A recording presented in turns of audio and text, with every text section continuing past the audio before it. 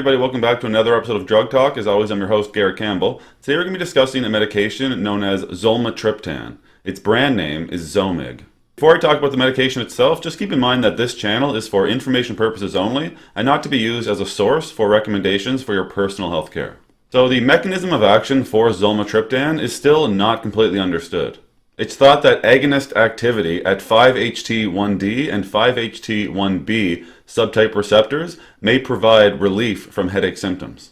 Zolmitriptan is a highly selective agonist at these receptors. In terms of indications for use, Zolmitriptan is indicated for acute treatment of migraines.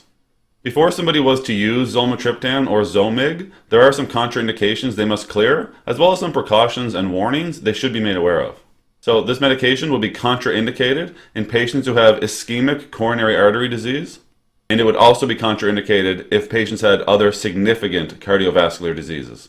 Patients with coronary artery vasospasm cannot use this medication. It's contraindicated in patients who have Wolff-Parkinson-White syndrome or arrhythmias associated with other conduction pathway disorders. Patients with a history of a stroke or TIA, transient ischemic attack, would not be able to use Zolmitriptan. Patients with a history of hemiplegic or basilar migraines would also not be able to use Zomig. It would be contraindicated in patients with peripheral vascular disease, as well as in patients with ischemic bowel disease. Patients with uncontrolled hypertension cannot use this medication. It cannot be used within 24 hours of ergotamine-containing or ergot-like medications. It cannot be given to patients who have used a monoamine oxidase inhibitor in the previous 14 days. And finally, patients with a known hypersensitivity to Zolmitriptan or any other component of the product would not be able to use this medication. Now, in terms of precautions, it should be noted that coronary artery vasospasm may occur in patients using Zolmitriptan, and this is not just limited to patients with pre-existing cardiovascular disease.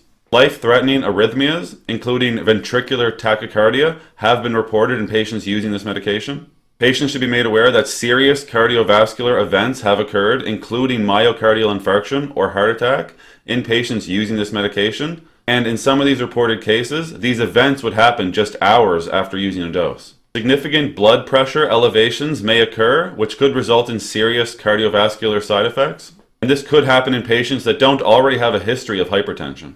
Serotonin syndrome may occur in patients using Zolmitriptan. They would be at an increased risk if they were also using other medications that affect serotonin levels.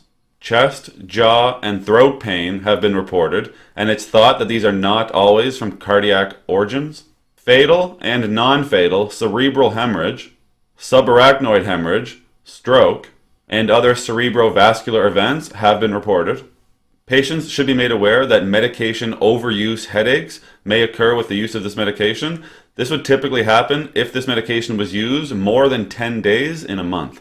Transient and permanent blindness have both been reported, as well as significant partial vision loss. Now, when somebody is cleared of the contraindications and made aware of the precautions and warnings, and they start to use Zolmitriptan, they can expect to receive their dose via tablet form or through a nasal spray. When a patient is using the tablet form to treat their migraines, 1.25 or 2.5 milligrams can be given when the patient experiences migraine symptoms. The maximum dose to be given at one time would be 5 milligrams, and a patient can use a max of 10 milligrams every 24 hours.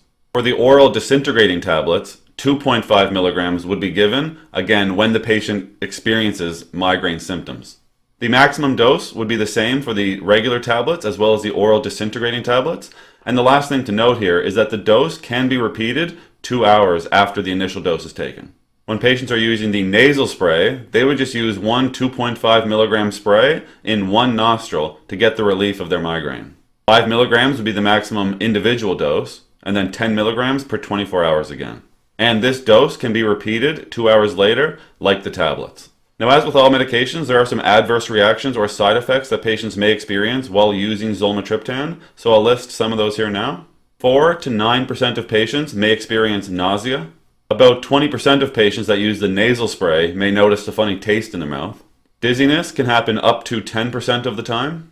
5 to 8% of patients may experience somnolence, and some may also notice pain in their throat. Now, some more rare but serious side effects would be coronary artery vasospasm, myocardial infarction, ventricular arrhythmias, cerebral hemorrhage, or a subarachnoid hemorrhage. And lastly, as mentioned in the precautions, some people do experience vision loss or disturbances in their vision. That's all we're going to talk about today with Zolmitriptan, or Zomig. As always, I'm thankful you took the time to come by and watch one of my videos. If you found the information valuable and you'd like to help me grow this channel, you can like the videos, share the videos, or most importantly, subscribe to the YouTube channel. There's also some links in the description you can check out as well. That's it for today. Take care.